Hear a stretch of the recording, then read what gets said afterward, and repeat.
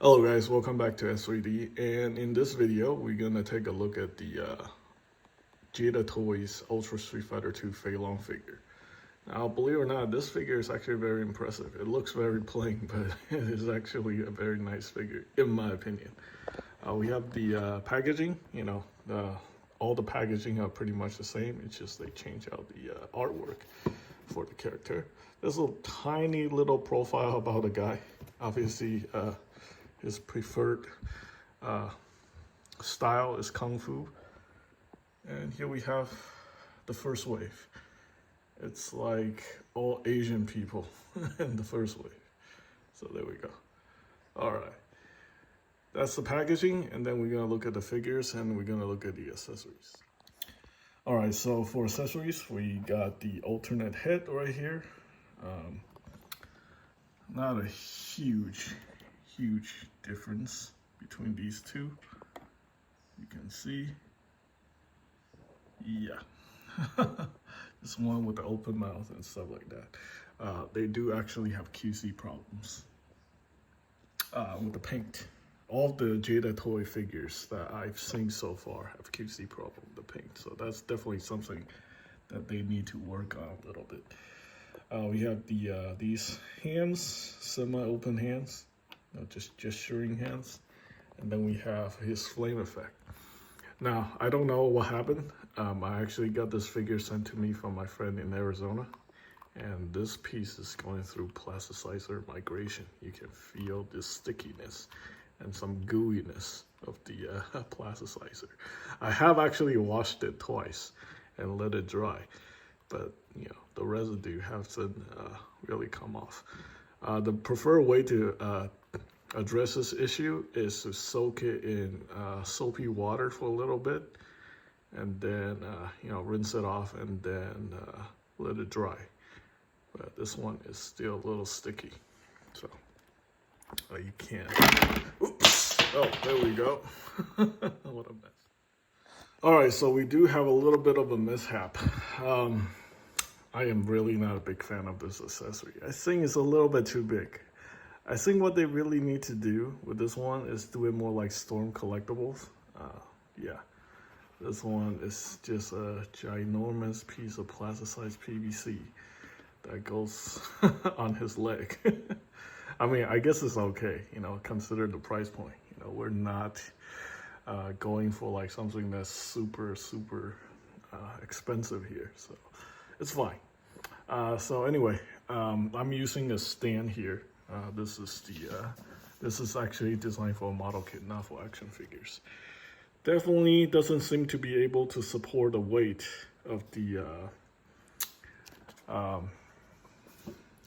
action figure, mainly made out of plasticized PVC. So yeah, great for model kits, not so much for action figures. The problem is the clip that connects to the figure. This whole entire section is not able to support, something that's made from plasticized PVC. It's perfectly fine for polystyrene and some ABS figures, but yeah, these things are just too heavy for a stand like this.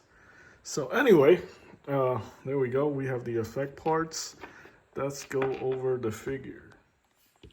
All right, so the figure itself is actually pretty impressive. It is actually really plain. I mean, take a look at him versus like other characters that I have right here. But there is actually shading all over his body, which is very nice. That actually brings out the details. He's actually really fun to pose, like more so than even Ryu right there, because there's really nothing to get in the way. It's a very plain figure, but it's very well done. The sculpting on the pants are very nice. My complaint is all the so-so paint details.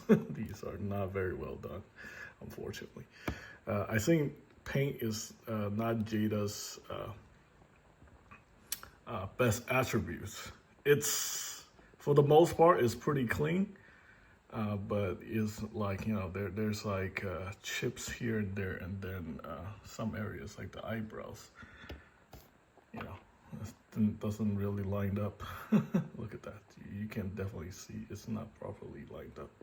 So yeah, there's that. And then I'm gonna swap out the hands. So here we have him with the gesturing hand. And yeah, overall, this is a pretty good figure at a reasonable price. I mean, yeah, it seems like maybe the accessories are a little bit lacking compared to other brands now. You know, other brands are playing catch up and trying to offer a little bit more for their value.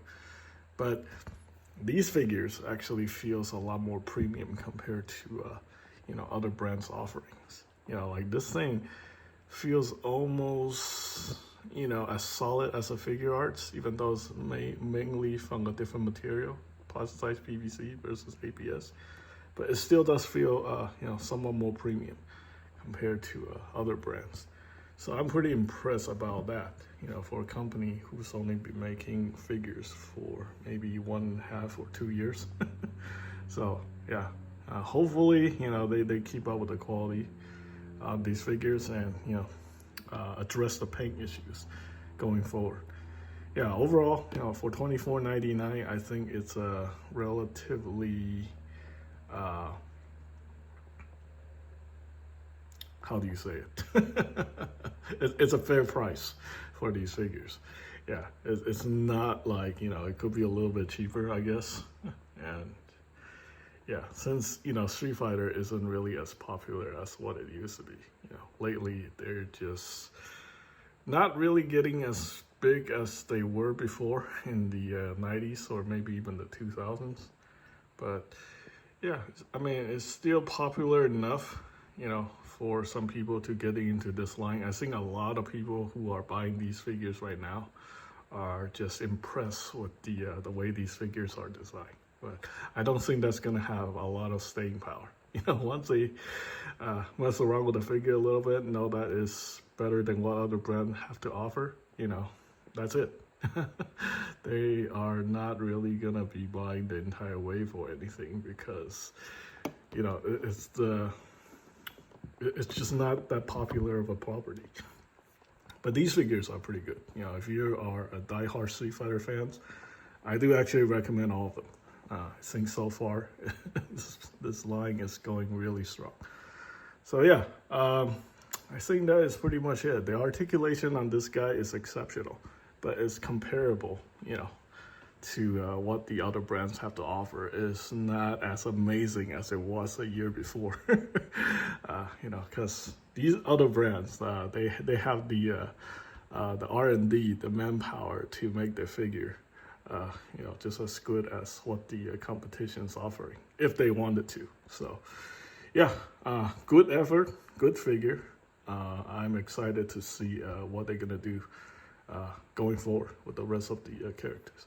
So for the final rating on this figure, I am gonna give him a solid 8 out of 10. Again, the price point, that's the issue. It's not, you know, anything to do with something that's overly poorly done. Again, the paint is the biggest con on these figures. You know, some questionable accessories.